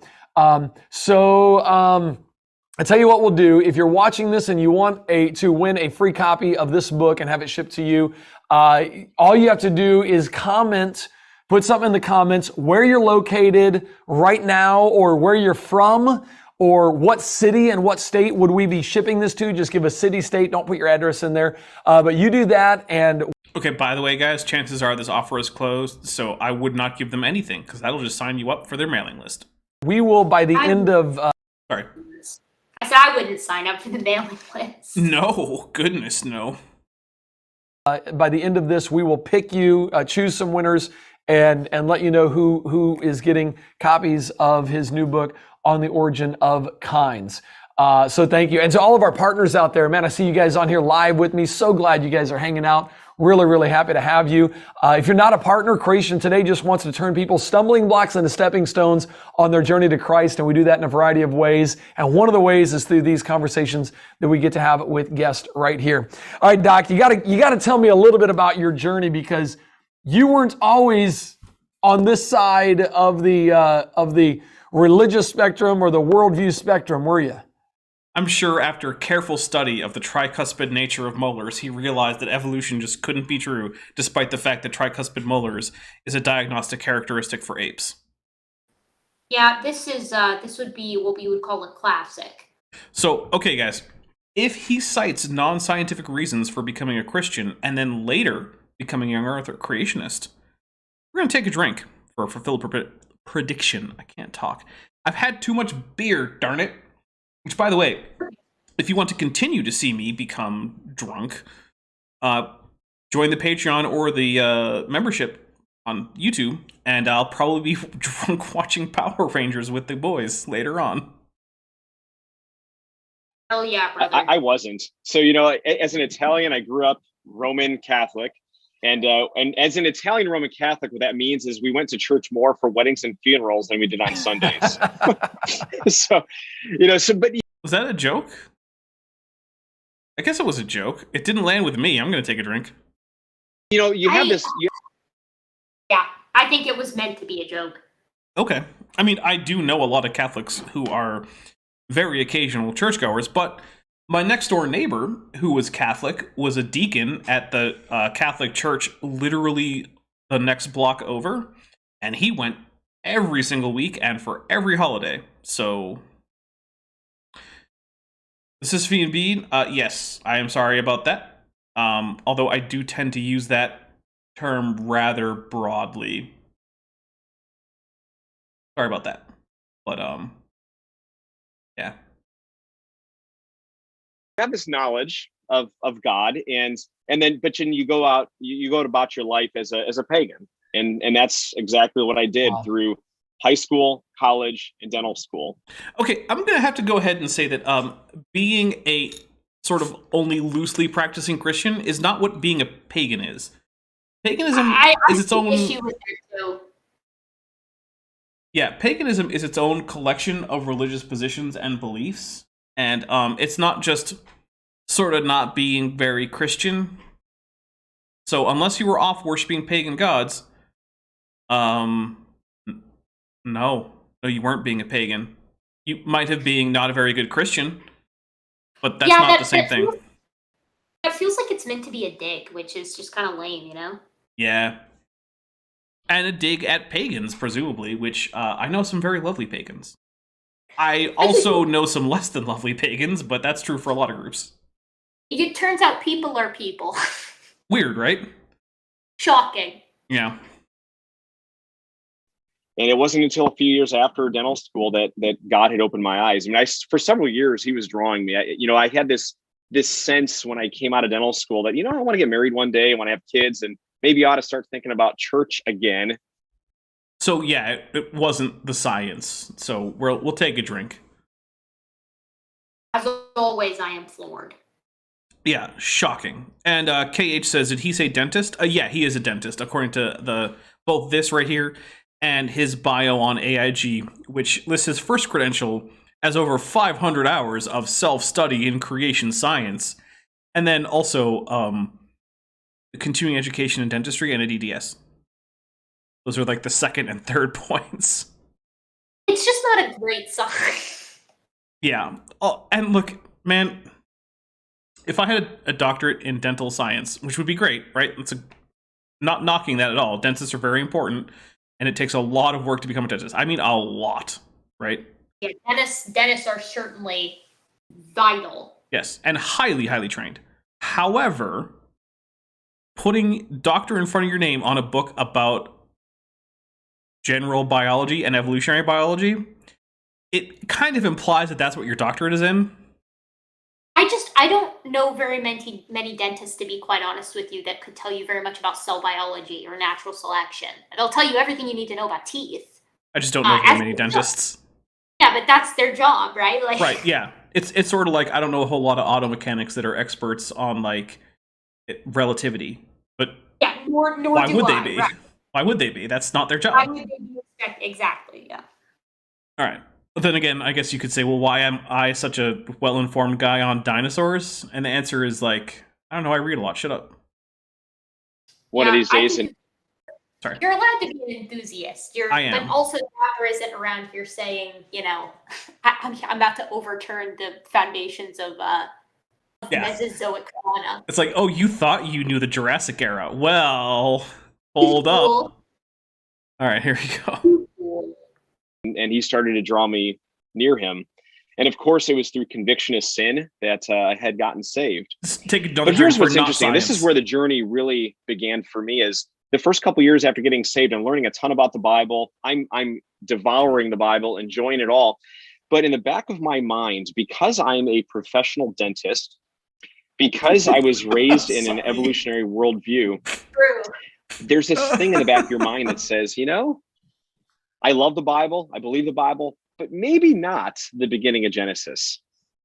And so that was that sticking point that I just kind of ignored for several years until in God's providence, one day going to the Creation Museum in Kentucky, that okay.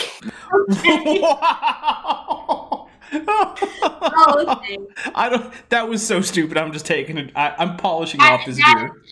Oh God, that tells you everything you need to know. Now remind me, Erika.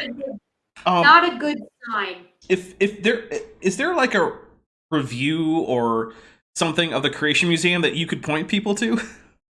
Well, it turns out that yours truly went to the Creation Museum and the Ark Encounter and cataloged every single exhibit and the things that were correct and incorrect. And this is about a 2-hour documentary, and it was a rush job. It was going through the material fast. And yet, so if you're curious, and you want to kind see of viral. It did went a little viral. Yeah, I'm over 300,000 views, which is quite nice. But if you are like Dr. Anthony here, and you're thinking, boy, I sure find the Creation Museum and the Ark Encounter compelling, I would humbly ask you to, do the due diligence, like Eric is always asking. Teach both sides and take a look at my documentary as well. By the way, I had someone try to use. This is an argument I heard today while I was scripting for a new video series.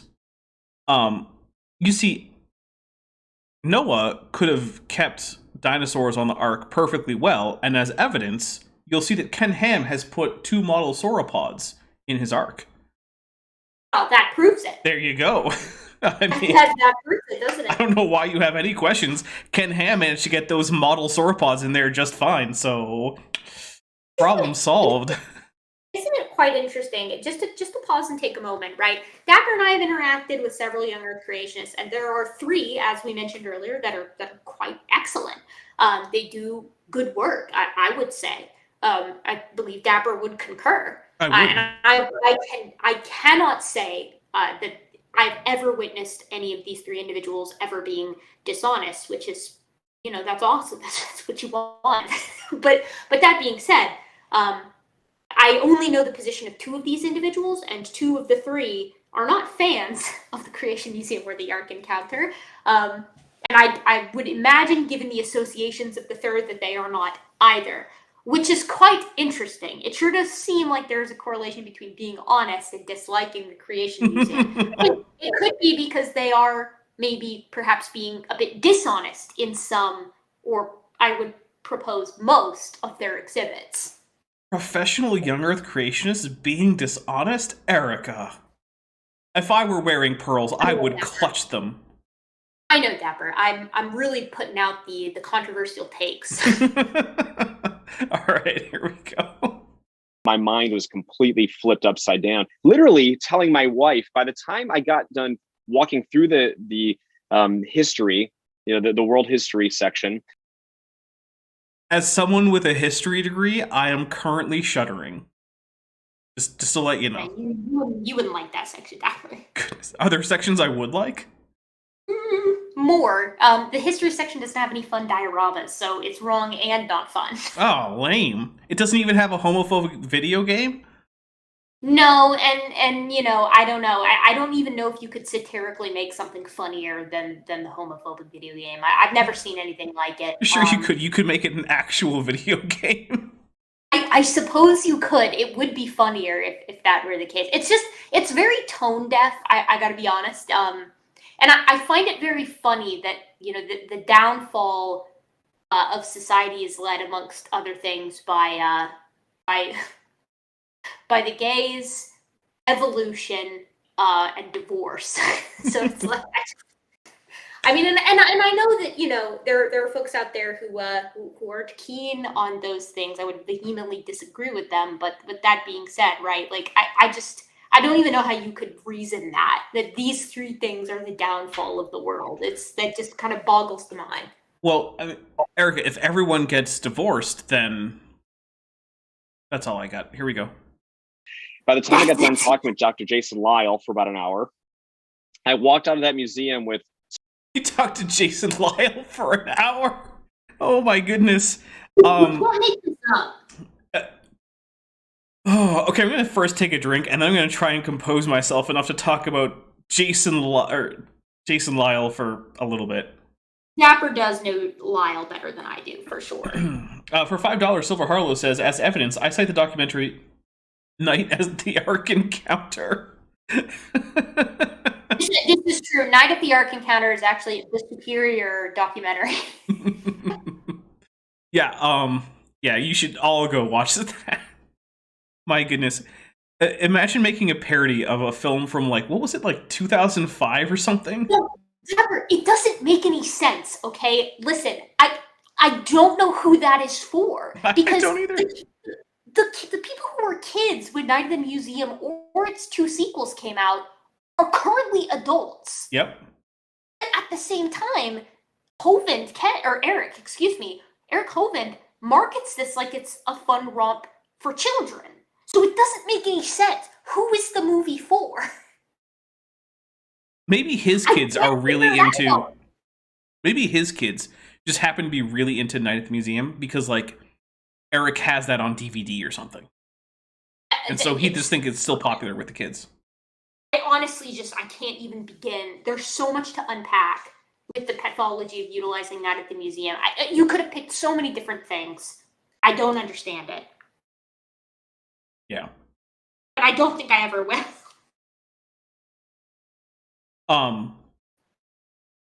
I just lost my train of thought entirely. Sorry about that. Oh, it's all good. We'll just hit play because, yeah. Several $100 of resources and telling my wife, I need to rethink everything I ever learned. Whoa. It was Jason Lyle. Okay. Lyle's basically only argument comes down to this. Hey, what if the speed of light was actually infinity towards Earth for no reason other than it's convenient for me? And then it's 2c everywhere else. Or sorry, 1/2c. My sign's inverted a little bit. And it's just yeah, what if, man? There's no reason to think it is. Also, when you said, what would be a proxy for your hypothesis? So that we could kind of test it? Well, if galaxies really distant looked old. Well, spoiler alerts, they do. So, not only is there no reason to think that Jason Lyle is correct, there's good reason to think he isn't. And that's his biggest argument. As far as I know, the equivalent that you could say here, right, is that I could sit here and I could say to Dapper, technically it's possible that there is, a cavern under my very feet by about 6.5 miles. And within this cavern, gravity just works slightly differently. And then when you're like, hey, how could we go about testing this? Or rather, I guess it would be more like if I said there was a cavern like that on Mars currently, and then we don't have the technology to test that at present. So as a response to how are we going to test this, I would simply say, oh no, this sounds like a you problem. Right. You can't just say that the entire basis of an entire field of science is incorrect with no precedence to say so. Yeah. All right, here we go. It's a complete tearing down of my worldview. Complete. And was it, I mean, because I know they put a whole lot of thought. I was just there. I did Night at the Creation Museum movie recently. Is it because of... Speaking of which, I'm just taking that. I'm going to count that as a prediction. So we're going to drink. Of the thoughts that they put into, okay, how do we take people from no matter where you're at, because I think they did a good job at this. If you believe in an evolution worldview and you're here, or you believe, we're starting there and then looking at the information. Is that like, or was there a particular thing? Like, how did it do it for you? Yeah, so this is really a basis of my book, is this understanding of worldview issues, right? And so evolution isn't a worldview. At best, it's part of a worldview, and I'm taking a drink mostly because I'm thirsty. One thing I wish they didn't take out when they redid the museum was the first room, which had the two scientists and the dinosaur bone, right? The secular scientist looks at the bone and says, I believe that this earth is billions of years old. Dinosaurs died out 65 million years ago. Therefore, this bone must be at least 65 million years old. And then the camera pans to the creationist who says, I have a different starting point. I believe what the Bible teaches. The earth is 6,000 years old. Dinosaurs made on day 6. Therefore, this bone can't be older than 6,000 years. And that is deeply dishonest with the data and would probably get you kicked out if you were to publish on that basis of any, or even try to publish on that basis of any academic institute of any repute. Because the thing is, you can't start with a conclusion. Do it with flat earthers, Yeah. I mean, I'd start with a different starting point, which is that physics is wrong and bad, actually. Yep. I mean, it's the same thing, basically. You cannot start by saying, well, I believe these things are true, so I'm going to just, stretch anything that I can and ignore anything I can't stretch, make it fit this conclusion. That's not how you do science. Sorry. And no, science does not start out with the premise that God doesn't exist. It starts out with the premise that we're not going to use him as an explanatory mechanism because that's not scientifically useful. If it turns out... Science makes zero claims about God. Yep. Science is uninterested in claims that cannot be investigated via natural means. So I don't know. Oh God, go ahead. No, I'm good. We're just gonna hit play. All right. That was the light bulb moment for me. Same evidence, same time period, and it's a matter of the interpretation and how you come up with what you believe about it. No, as has been documented by friends of the channel, Jackson Wheat and RJ Downard, creationists do not use the same evidence. They ignore over 90% of the data in any field in which they comment. And that's an empirical measurement based on an extensive study of creationist literature, both professional and non-professional. Creationists consistently ignore 90% of the available data. So yeah, it's not the same evidence. Creationists ignore most of it. It's really strange too. And maybe the data is ignored simply because they just are kind of stretched thin, right? But yeah, I don't know.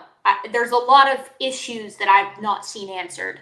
And to name just a handful off the top of my head, right? No one's ever talked about gastroliths. No one's ever talked about how to cope with things like coral reef growth rates in the face of actual data instead of making stuff up. They don't really talk a whole lot about things like limestone, although there are YouTubers who would tell you otherwise. Oh yeah. It's interesting. There's some problems about that. Plankton. How do we explain plankton in the geologic column? It's evolution through numerous strata that are supposed to be flood layers, right? See, why does it? The pre-flood ocean was just a thick gelatin of plankton several meters down. That's it. That makes sense. Yeah, okay, Dapper, you solved it. Yeah, there you go. Problem solved. Several meters of just wall-to-wall algae. It's the amoebic sea from Alien Oh, Planet. deep cut to Darwin 4. I love it. I'm going to take a drink Yeah, of Darwin 4. My goodness. I bring it up every time because I love talking about the amoebic sea, and that's what it reminds me of. It's just a thick sludge. And sea treaders. Oh yeah, sea treaders too. Those are actually animals that were too big to take on the ark. True. All right, here we go. And that interpretation is based off your worldview. What is your starting point? What if your starting point is, let's go where the evidence leads? What if that's just your starting point? The universe is real.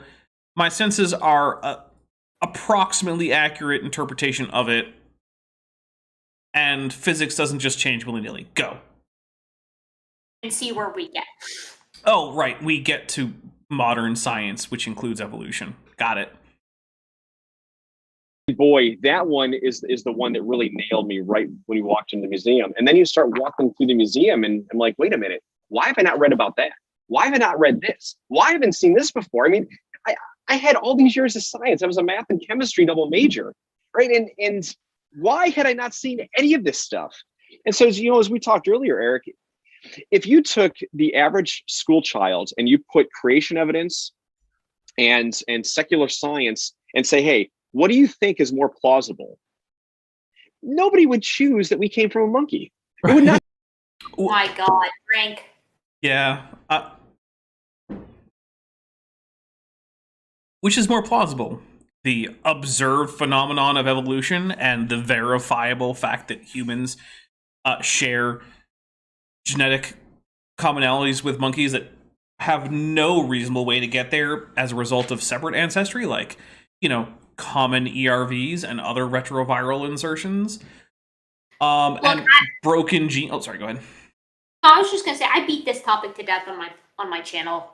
If you are curious as to the support for things like human evolution, I would propose that it is overly gratuitous. The hominin fossil record is better than what we have for some dinosaurs. I would propose. Most. We've got a really, really nice through line for this kind of gradient of forms. And this is recapitulated by things like molecular genetics, right? So the molecular clock certainly does tie in quite nicely with many of the emergences we see of certain morphologic aspects in the fossil record. But that being said, I am deathly curious as to the things that he was not taught in his education that he was shown at the Creation Museum. What do you think it could be, Dapper? Do you think it was that actually Rodinia split into separate continents, then merged into Pangaea under the floodwaters, and then split back apart again just in time for the flood to end in a single 365-day period? What do you think it was? I feel like it might not be that. Because I'm thinking what probably happened is that he was quite compelled by the historical evidence, and I can't speak to that. That's not what I do. But as a math and chemistry major, I don't suppose he was exposed to very much biology. Perhaps maybe a couple of intro courses, if maybe one. Yeah. I honestly think he was compelled because he was already in a mindset to take seriously anything that, if he believed it, would make it easier for him to accept the other theological positions he already held. I don't even think it was particularly the history, necessarily. I think that might have just been the thing that's easiest for him to glom onto. But it was confirmation bias, ultimately. Well, yeah, and it doesn't bode well that he said, didn't think we came from a monkey. That just is never a good sign. That usually speaks to very Hovind-esque education levels on things like evolution. Yeah. All right, well, let's hit play and see where else Dr. Anthony Silvestro, or to hear Eric say it, Silvestro, takes us. Right? Seriously. Yeah. So that's my thing on it. And that's really the driving force for what we do in ministry, is to go out and teach the other side. Now, here's the reality, right? I'm as you know, I'm an evangelist first and foremost, and we understand that evidences don't change the heart. It's the gospel, right? Romans 1:16. the gospel is the power of God and salvation. And so we have to be about gospel proclamation. But as you said earlier about stumbling blocks, there's a whole bunch of stumbling blocks in this world. And unfortunately, evolution produces most of them. That's a great way to put it. You know, our mutual friend Jay Seegert actually changed the name of his ministry several years ago, rebranded the entire thing, and called it Starting Points, because he's seeing the exact same thing that you're communicating right here. It is all about where you start. It's the same evidence, so the evidence isn't the issue. It's where do you start before you look at the evidence. That's the issue, and that's Okay. I'm going to go ahead and give what I think are some properly basic beliefs, which means beliefs which I think are reasonable to take despite not having evidence for them. 1. An external universe exists independent of me. 2. My senses give me a reasonable approximation of it. 3.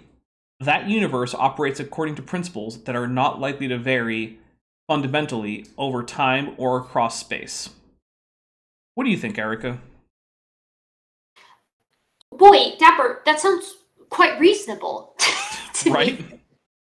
Yeah. Especially that bit on assuming that the principles that govern the reality we find ourselves in are at least relatively constant in this sort of world that we find ourselves in, right? I don't know. I just don't understand. I'm really eager to get further into this video because this guy very clearly seems to have a lot on his mind. Oh yeah. Well, you know, the poll about this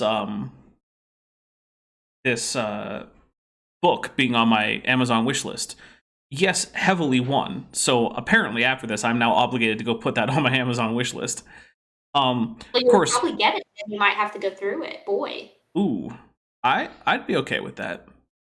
could be fun. Could be some free content. By the way, guys, the Amazon wish list is linked in the description if you want to go, like, get me a book or, I don't know, a whole new monitor, because I sure could use another one. Here we go. starting point is so important. Is that why you spend so much time in your book, or you start with the whole idea of presuppositions, the whole idea of starting points?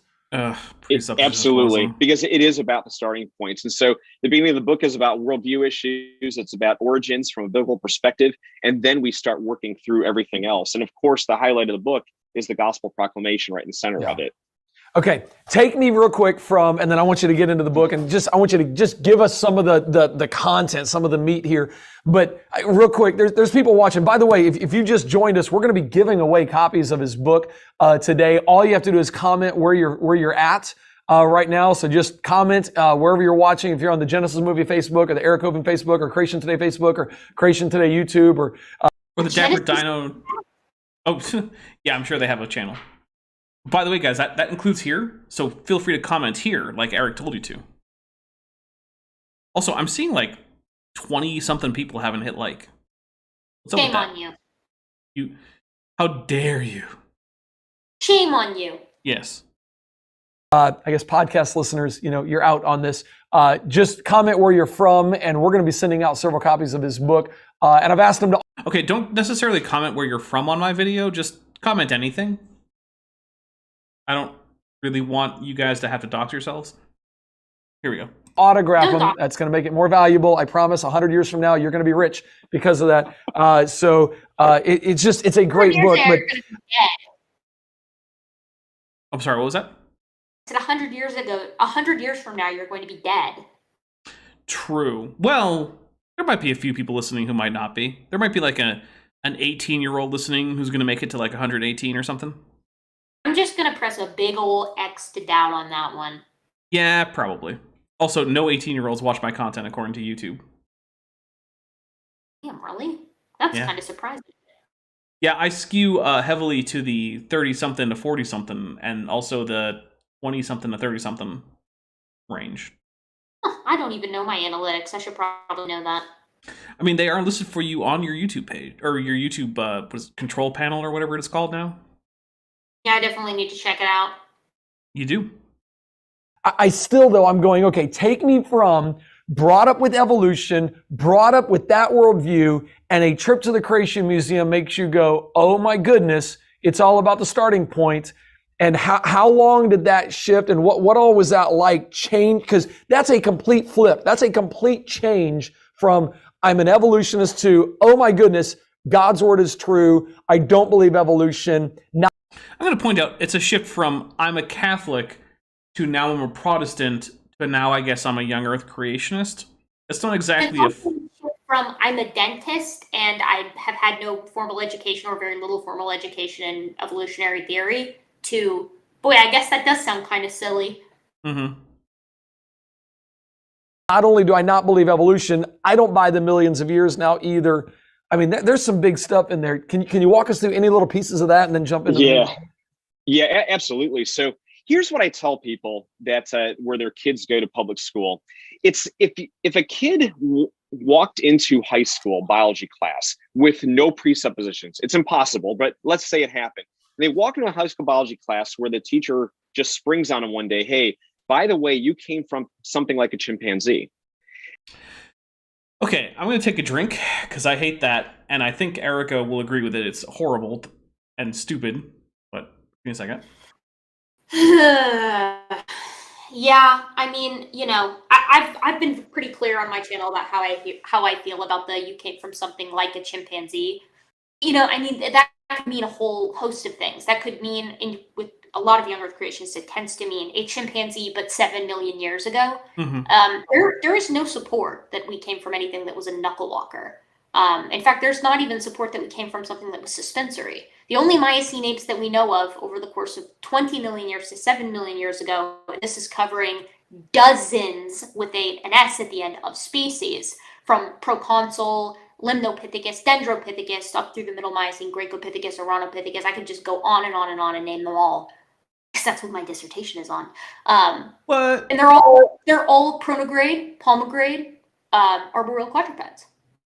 They're walking on all fours with their palms of their hands, soles of their feet, quadrupedally in the trees. So there is not support, and I realize that that's nitpicky and that seems unimportant. People are like, who cares if what kind of, you know, how this creature was moving? It doesn't matter. You know, evolutionists, quote unquote, still say we came from some kind of other ape, and this is true. But what it betrays is a lack of the bare minimum of research, which is upsetting, right? If you don't even know what it is that the quote-unquote evolutionists, the conventional scientists are arguing, how can you claim to be the one that's going to overturn it? Yeah. And I have a question for you, Erika. Shoot. Between genus Pan and genus Homo, which one is the more derived? Oh, yes. Excellent question, Dapper. Well, it depends on what we're talking about. But if we're talking about general genome, it's genus Pan, not genus Homo. If we're talking about specific aspects of the skeleton, like, oh, I don't know, say the hands, it would also be genus Pan. Now, if we're talking about the feet, it's probably humans, right? But that overall genome is still going to yield to Panans, as is the Y chromosome in particular. Which is quite interesting when you think about it. What that basically says, for those of you who are out there wanting kind of a layman's explanation, is that we have changed less compared to the common ancestor that we share with chimpanzees when it comes to a genome comparison than they have. So you might say it would actually be less wrong if someone said that chimpanzees evolved from a human-like ancestor. Yeah, potentially, actually. Okay, we'll just continue on after we mention that. After placing that in a pocket of knowledge. Mm-hmm. Buy into that, but that's not what actually happens in society, right? From little kids are watching cartoons that are assuming an evolutionary worldview. Oh no! General media assumes that science is correct. How could they? The horror. Yeah. Okay. Name one. Like, what are we talking about here? Does he have an example? Walking with cavemen. Yeah, that's not a kid's cartoon. That's for all ages documentary. The Crudes. Okay, the Crudes. It doesn't even yield to conventional science. You've got dinosaurs and weird, mammalian creatures living at the same time. The Flint. No, that doesn't work either. Yeah, I struggle to find Like, I struggle to find the area where we're like force feeding kids evolution, right? I mean, what, Pokemon? That's not Well, you got to accurate. remember though that anything that acknowledges that the Earth is older than 6,000 years counts for them. So like Transformers, like Beast Morphers count because they think that because they acknowledge that they were dinosaurs millions of years ago. I mean, I guess that makes sense, but I mean, oh god, I just hate that whole thing where it's like the evolutionary worldview. It's just conventional science in a lot of ways, which is quite strange. And I'm going to go ahead and say it's not conventional science, it's science. There's science, and then there's things that aren't science, and young Earth creationism is in that group. Bold statement, Dapper. We'll see how that turns out for you. I feel like it already turned out well 100 years ago. We're inevitably proven wrong. Yeah, and we were forced to retire. We're literally forced into early retirement. Man. You know what sucks is YouTube does not have a great retirement plan. No, they really don't. I actually have to file my YouTube-related taxes still, and taxes are due on Monday. Womp womp. Womp womp. Yeah, the 18th, folks, in the US. Because of Passover/Easter. File taxes, or else the IRS. Well, Western Easter. Those Eastern Christians are celebrating Easter the week after. So, say Happy Easter to your Greek and Russian and Ukrainian and Arabic Christian friends and whatnot. The week after. There you go. Here we go. Dinosaurs millions of years old. They're seeing a fossil record, supposedly, right? Millions of years old. This is programmed into every area of society possible, so that by the time the child gets into high school biology class, all the prep work's done. And now the last piece of the puzzle is, by the way, you're part of that entire chain of events. You're nothing more than an animal. Nothing more than an animal. I guess the other options were nothing more than a fungus or nothing more than a plant. Are we still letting Protista into? No. Could you consider it more than a protist? Is that out? Yeah, I'm Protista's out. In fact, if you want to see me insist on how out Protista is, watch the last video I did with Jackson Wheat on his channel. Wow. I got him. I'm behind the times on my kingdoms. Yeah, every time he mentioned Protista, I was like, yeah, if only Protista were a thing. Yeah, not a real thing. All right, Dapper, do we call it now? We do call it now. Yeah, we're calling it now. So this is as far as we're gonna get. We got through almost 20 minutes of this video. This video went a lot faster. I'm excited for this one though. Yeah, I am too. I think it'll be. Or sorry, we only got through 10 minutes of this, so there's 20 minutes left to go, which does mean I'll probably have to download another one next month. But Erika, what do you got coming up on your channel? Well, things and stuff. Hopefully. Oh, I'm a big fan of stuff. Things are okay, so I'm glad to hear that. Got fingers crossed. We'll see. Let's see. Here on this channel, on the 14th, that's Thursday, day after tomorrow, the final episode of Dapper Goes to Church Show with Pastor Carl Kirby will be airing. On Saturday, I don't know. I haven't figured out what I'm doing. Don't at me. Or do if you have an idea for what I'm going to do. Yeah, you can at me in that case. On the 13th, that's tomorrow at, I think 4 Pacific, 7 Eastern. Is that accurate, Erika? Yes, because it's 6 Central, yeah. Okay, yeah. We're going to be doing Dungeons & Dragons. That's linked as the pinned comment, courtesy of Icarus. Thank you, Icarus. Let's see. The 19th should be a Matt with Maddie, where we will take more in-depth look at Raw Matt with Science Side Up. I have absolutely no idea how you guys have the strength for that. It's the booze. It's gotta be. I mean, I would have to come into that drinking if Raw Matt or Matt Powell is on the agenda. The 21st, I'm not exactly sure what I'm going to schedule, but I will schedule an upload. And that's as far ahead as I'm going to look, except to say that the 26th should be another Jackson with Jackson Wheat on the channel, talking about Dr. Charles Jackson, Bad Jackson as we call him. Yeah, so once again, do check out the Patreon if you are able to support. If you're not able to support monetarily, That's perfectly fine. Just please subscribe, share the video, comment on the video, hit like, all that YouTube-y stuff. Erika, any final words before we hit the end credits? I'm just psyched for this next time we meet, and this seems like a funny one. Yeah, I agree. Well, hopefully that should be on the 9th of May. Or sorry, the 10th of May. Roger that. All right, so pencil it in, guys. All right, thank you very much, everybody. And here is the end credits. I just want to take a moment to thank all my patrons and channel members, especially those pledging $20 or above. Ben Hovind, Denny5252, Ian Chen, John Ackerman, Chris Love, Landon Knoll, Sphincter of Doom, Star Runner, and Patrick Dennis. It's because of my channel members and patrons that this channel can keep on going at the blistering pace of 2 to 3 and almost always 3 uploads per week. And because I do run this channel at a slight loss, it is very important that anyone who can afford to and really likes my content, please do consider joining the Patreon or joining the channel with the link below.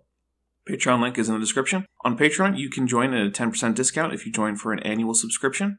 And if for some reason you can't afford it, or an annual or monthly pledge isn't for you, there are always other ways to help out the channel. There's an Amazon wishlist linked in the description. There's also a merch store full of almost everything that Teespring makes. Heck, you can get my face on a onesie. And of course, if monetary support isn't something you can do, please just like and share this video and remember to subscribe if you haven't already. And don't forget, if you're subscribed, turn on that notification bell.